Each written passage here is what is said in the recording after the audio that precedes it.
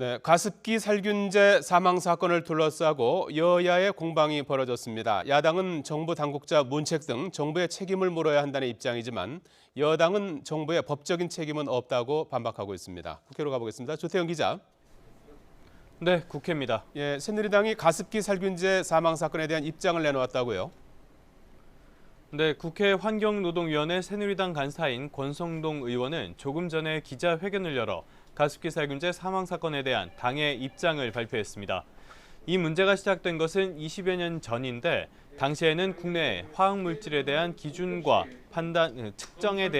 측정과 판단에 대한 기준 등이 미흡했다면서 피해의 인과관계가 규명된 2011년 이후 시각으로 판단해서는 안 된다고 강조했습니다. 정부가 도의적이고 정치적인 책임을 질 수는 있지만 법적인 책임을 지워서는 안 된다는 주장입니다. 이어 이 사건의 본질은 민간 기업이 영업이익을 위해 화학물질을 가습기 살균제로 용도 변경 없이 사용한 부도덕한 행위가 핵심이라고 지적했습니다. 그러면서 20대 국회에서도 진상규명을 위한 활동을 하겠지만 지금 상황에서 정부의 책임론을 언급하는 것은 정치 공세라고 일축했습니다. 반면 야당의 입장은 현 정부도 책임을 벗어날 수 없다는 겁니다.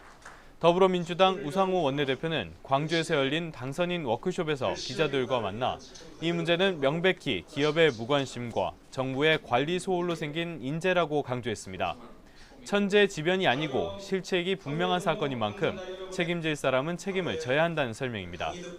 이어 조속히 국회 차원의 진상조사기구를 만들어 책임 소재를 확인한 뒤 책임을 물어야 한다며 조사 과정에서 문책은 피할 수 없는 귀결이라고 말했습니다.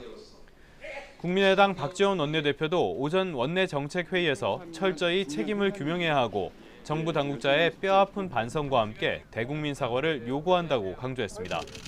또 박근혜 대통령이 직접 입장을 표명하고 관계자에 대해 문책 인사를 하라고 주장했습니다. 지금까지 국회에서 YTN 조태현입니다.